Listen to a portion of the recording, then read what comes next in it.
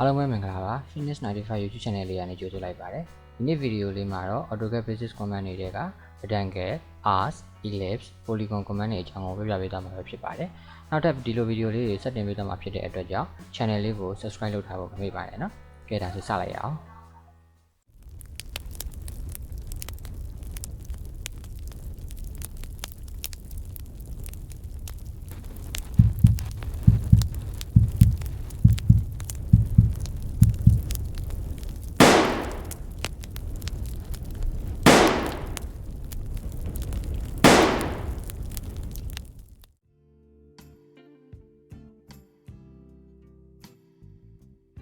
နော်ဒီနေ့rectangular command နဲ့အကြောင်းပြပါမယ်နော် rectangular command ကဒီ ribbon ကနေတွားယူရင်လည်းရတယ်နော်ဒါမှမဟုတ် command ရိုက်ခြင်း REC enter ဒါဆိုရင်သူက first corner point နဲ့ second corner point နဲ့တောင်းပါအဲ first corner point ကိုကျွန်တော်ဒီမှာချမယ် second corner point ကိုဒီဘက်မှာချမယ်ဒါဆိုရင် first click second click နဲ့ rectangular တစ်ခုရမယ်နော်အဲပြန်ပြမယ် REC enter first click second click နော်ဒါက freehand ဆွဲနေနောက်တစ်ခုကကြတော့ REC enter ကျွန်တော်ကအခုဒီနေရာနေပြီးတော့နောက်တိုင်းတာအတိအကျလေးနဲ့ဆွဲချင်တယ်ဆိုရင်ကျွန်တော်တို့ဒီ version မှာဆိုရင်အခု 6.1 ဆိုတဲ့ကဏ္ဍလေးရပြနေเนาะဒီနားလေးမှာအဲ့တော့အခုဆို 5.83 ဖြစ်ပါတယ်အဲ့ဒီနေရာလေးမှာတစ်ခါလေးတိုင်းရိုက်တယ်ရတယ်เนาะအဲ့တော့ကျွန်တော်ကဥပမာ5နောက်ပြီးရင် tab ခောက်လိုက်မယ်ပြီးတော့ရင်3 enter ပါเนาะဆိုရင်ပထမတစ်ချက်5ကကြတော့ horizontal ရမယ်ဒုတိယတစ်ချက်3ကကြတော့ vertical ရပြန်ဆွဲကြည့်မယ်နော် REC enter first click ဒီလိုပြမယ်ပြီးတော့ရင်အခု 880 အတိုင်းက 4.99 ဖြစ်နေကျွန်တော်5ပြောင်းလိုက်မယ်ပြီးရင် tab ခောက်မယ်ပြီးရင်အောက်ဘက်ကို minus နဲ့သွားမယ်နော် minus 5 enter ဒါဆိုရင်ကျွန်တော်ဆွဲတော့ဒီကနေဆွဲရအောင်နော်880က plus 5 180က minus 5နော်ဒီလိုသွားရနောက်တစ်ခုကကြာကျွန်တော် REC enter rectangular ပေါ့နော်ဒီလိုဆွဲရပြီးရင် shift add နဲ့ကျွန်တော်ကကဏ္ဍရိုက်ထည့်လို့ရတယ်သူကကဏ္ဍနဲ့အတူတူပဲเนาะအဲ့တော့ကဏ္ဍရိုက်ထည့်မယ်ဆိုရင် shift up ပြီးသွားရင်ကျွန်တော်ကဏ္ဍ880ကိုရိုက်တယ်ပြီးသွားရင် comma ကုတ်လဲရတယ်သူက comma ကုတ်ရင် comma ကုတ်ရင် tab ခောက်လို့ရတယ်ပြီးသွားရင် 4 ပေါ့เนาะဒါဆို enter ဒါဆို880အတိုင်း5 180အတိုင်း4เนาะဒါကြတော့ shift up ကိုတုံးသွားတယ်နောက်တစ်ခုကကြတော့ rectangular command တွေက option လေးတွေကိုတုံးကြည့်မှာเนาะ REC enterပြီးတော့ရင် rectangular ရဲ့ first point ကိုချလိုက်မယ်ပြီးတော့ရင်သူကအဲ့မှာ area ရဲ့ dimension ရဲ့ rotation ရဲ့ဆိုရှင်ကျွန်တော် dimension option လေးတုံးပြမယ်နော်အဲ dimension ဆိုတော့ d လေးကစကားလုံးလေးပြရတယ်အဲ d under လို့ရေးလိုက်မယ်ဒါဆိုရင်ကျွန်တော်ပထမဆုံး length ကိုရေးပေးရမယ် length ဆိုတာက horizontal ကိုပြောတာ880ကိုပြောတာနော်အဲ့တော့ length မှာ6ရိုက်လိုက်မယ်နော်ပြီးတော့ရင် under ပြီးတော့ width down တယ် width ကကြတော့ vertical ပေါ့နော်180ကိုပြောတာအဲ့တော့ကျွန်တော်5ရေးလိုက်မယ် enterနော်ပြီးတော့ကျွန်တော်တို့ကဒီမှာသူ့ရဲ့ rotation သဘောမျိုးပါ rotation ဆိုဘယ်ဘက်first corner ကနေပြီးတော့ဘယ်နေရာတွေကိုဆွဲကျင်တာလဲပေါ့နော်ဘယ်လားညာလားအောက်ဖက်ဘယ်ညာဒီလိုမျိုးပေါ့နော်အဲ့ဒါကိုရွေးလို့ရမယ်အဲ့ဒါကျွန်တော်တို့ရွေးကျင်တယ်ဆိုရင်ကျွန်တော်တို့ဒီလိုမျိုးကာစာလေးကိုရွှေ့ပြီးရွေးမယ်ပြီးတော့ရင်လိုချင်တဲ့နေရာရောက်ရင် first click ချက်ပြန်ချလိုက်ပေါ့နော်ဆိုရင်ကျွန်တော်တို့ဒီလိုမျိုးလေးရအောင်ပြန်ပြမယ်နော် REC enter first click ပြီးတော့ရင် dimension ဆိုတော့ d enter အဲ့တော့5ပြီးရင် enter ပြီးရင်3 enter ဒါဆိုရင်ဒီမှာကျွန်တော်တို့ပြန်ပြီးတော့ location ရွေးလို့ရမယ်ပြီးတော့ရင် click ချလိုက်ရင်ရပြီအဲ့တော့ horizontal 5 vertical 3နော်ကျွန်တော်တို့ဒီ rectangular ကို select မှတ်ကြည့်မယ်ဆိုရင်သူကတစ်ဆက်တည်းဖြစ်နေတဲ့ line ကိုရမယ်နော် segment အားလုံးကတစ်ဆက်တည်းဖြစ်နေဆိုလိုတာကသူဒီ polyline ဖြစ်တယ်နော်အဲကျွန်တော်တို့ဘယ်လိုစစ်လို့ရမလဲဆိုရင် keyboard ကနေ control 1ကိုနှိပ်လိုက်ဒါဆိုရင်ကျွန်တော်တို့ property box ကြာလာလိမ့်မယ်အဲ့မှာကျွန်တော် rectangular တခုကို select မှတ်လိုက်ရင်သူကဒီမှာရေးပေးထားမယ်နော် polyline လို့ရေးပေးထားတယ်အဲ့တော့rectangular ဆွဲလို့ရလာတဲ့line တွေအကုန်လုံးဒီတစ်ဆက်တည်းရှိနေမယ် polyline ဖြစ်နေမယ်နော်ဒီကကျွန်တော် ask command လေးတွေကstep and direction နဲ့ center step and လေးပြမယ်နော်အဲ့တော့ step and direction ဆိုတာကအဲ့ဒါမဆွဲခင်ကျွန်တော် line လေးတစ်ကြောင်း reference အနေနဲ့ဆွဲထားမယ်ကျွန်တော်5လောက်ဆွဲထားလိုက်နော်အဲ့တော့ကျွန်တော်ဒီကနေ command ကို step and direction ပေါ့နော်အဲ့တော့ step ရဲ့ and ရေးပြရမယ်ပြီးရင် direction အပေါ်လားအောက်လားဒါလိုပြရင်ဒါဆိုကျွန်တော်တို့ as လေးတစ်ခုရမယ်နော်အဲ့တော့ကျွန်တော်ဒီဘက်မှာ vertical line လေးတစ်ခုဆွဲလိုက်မယ်ပြီးတော့ရင်ဒီကနေ step and direction အဲ့တော့ step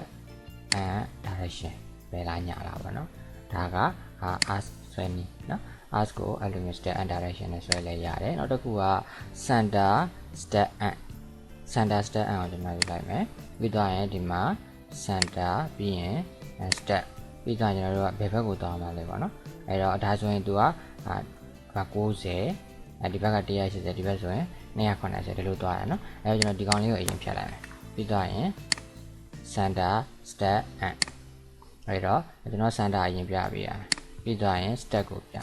ဒါဆိုရင်အန်ကြတော့သူကဘယ်လောက်ဒီဂရီအထိယူမလဲဆိုတော့ပြန်ပြပေးရနော်အဲ့ဒါဆို90ဒီဂရီယူမယ်ဒါဆိုရင်180ဒါဆိုရင်290ပါနော်အဲ့ဒါမျိုးဆွဲတာ ask က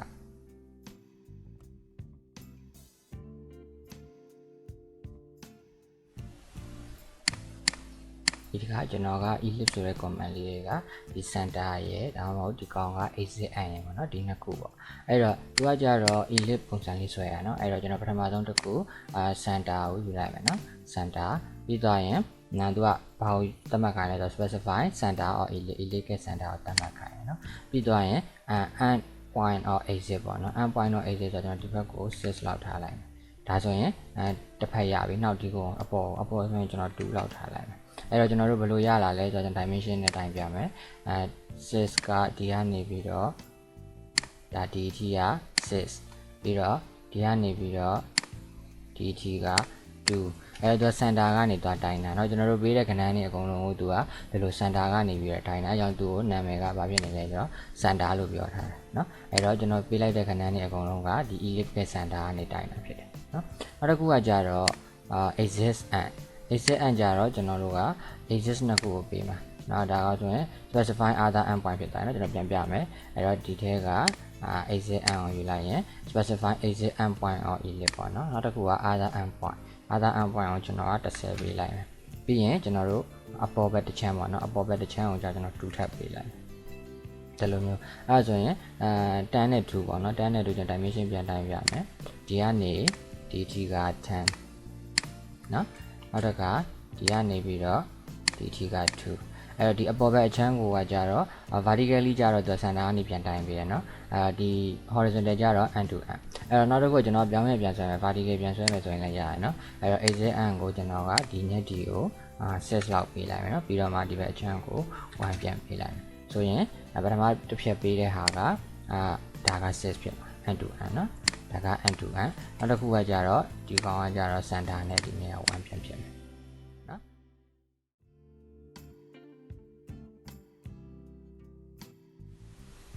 ကျွန်တော်အခုထပ်ပြပေးမှာကြတော့ Polygon command ပါเนาะဒီမှာ rectangular အောက်ခလေးမှာညှိုင်းနေဆက်တော့လိုက် Polygon ဆိုတာရှိတယ်အဲ့ဒါကိုယူလဲရရင်เนาะဒါမှမဟုတ် POL ဆိုပြီးရရင်လည်းရမယ်နော် POL ဒါဆို Polygon ဒီမှာသူစပြီးရွေးခိုင်းတာက number of site ပေါ့เนาะ site ကိုရွေးခိုင်းအဲ့ဆိုကျွန်တော်5လောက်ရွေးလိုက်မယ်เนาะ5ပြီးတော့ရင်သူ center Polygon ရဲ့ center ကိုရွေးခိုင်းတာเนาะအဲ့တော့ center ပြလိုက်ပြီးတော့သူ့မှာ option 2မျိုးရှိတယ် unsubscribe နဲ့ second subscribe အဲ့ unsubscribe ဆိုတာကိုရင်ပြမယ်เนาะအဲ့ unsubscribe ကိုရွေးလိုက်မယ်ပြီးတော့ရင်ကျွန်တော်တို့သူ့ရဲ့အလျားတစ်ခုကိုရွေးရမှာပေါ့နော် radius ပေါ့အဲ့တော့ radius တစ်ခုကိုရွေးမယ်ဆိုရင်ကျွန်တော်ဒီမှာ3လောက်ထားလိုက်မယ်နော်ဒါဆိုရင်ဒီလိုမျိုးရမယ်ဒါဆိုရင်ကျွန်တော်တို့ဒီကောင်3ဆိုတာဘယ်ကနေပဲဒီလဲသိချင်ရင်ကျွန်တော်က circle လေးတစ်လုံးဆွဲကြည့်မယ်သူ့ရဲ့ center မှာပေါ့နော်အဲ့တော့ဒီကောင်ရဲ့ center ကနေ3လို့ဆွဲလိုက်ရင်unsubscribe ဆိုတာအဲ့ဒါပဲနော်သူက circle ထဲမှာဒီ polygon ကကွက်တိကြနေမှာအဲ့သူ့ရဲ့အနားတွေအကုန်လုံးကိုလှမ်းတိုင်းလိုက်ရင်ဒီလိုထောက်နေကိုလှမ်းတိုင်းလိုက်တယ်ဆိုရင်သူကကျွန်တော်တို့ရိုက်ထည့်ထားတဲ့ radius တန်ဖိုးကိုရလိမ့်မယ်နော်ဒီကနေဒီဆို3ပေါ့အဲ့တော့သူကကြတော့ linear နဲ့တိုင်းလို့မရဘူး align နဲ့တိုင်းပြမယ်ဒီကောင်ကနေဒီကောင်ဒါ3ရှိမယ်နော်အဲ့ subscribe နဲ့ဆွဲထားရဆိုရင်ကျွန်တော်တို့က center polygon ရဲ့ center နဲ့ polygon ရဲ့ဒီလို down လေးတွေနဲ့ကကျွန်တော်တို့ရိုက်ထည့်တဲ့ radius ရမယ်နောက်တစ်ခုက circle ဆွဲလိုက်မယ်ဆိုရင်လည်းအဲ့ဒီ down တွေအကုန်လုံးကအဲ့ဒီ circle ပေါ်မှာရှိလိမ့်မယ်ဒါက unsubscribe နောက်တစ်ခုက second subscribe ကြတော့ကျွန်တော်ကဒီက polygon လို့ရေးလိုက်မယ် pol enter ပြီးတော့ရင် site ကိုလည်း 5 ပဲရထားလိုက်မယ် enter ပြီးတော့ရင် center ပေးမယ်နောက်က second subscribe အဲ့ဒါကိုယူလိုက်မယ်နော်ပြီးတော့ရင်သူကကြတော့ဒီလိုမျိုး radius ထပ်ပေးရတယ်ဒါပေမဲ့သူ radius က down မဟုတ်တော့အနားကိုဖြစ်သွားပြီနော်အဲ့တော့အနားကိုကျွန်တော်3လို့ထပ်ပေးလိုက်မယ်အဲ့တော့ပြီးတော့ရင် c enter နော် circle လေးတစ်လုံးထပ်ဆွဲကြည့်အောင်ကျွန်တော်3နဲ့ဆွဲကြည့်3 enterအဲ့တော့ तू ကကြတော့ဖြောင်းမြန်เนาะ तू က circle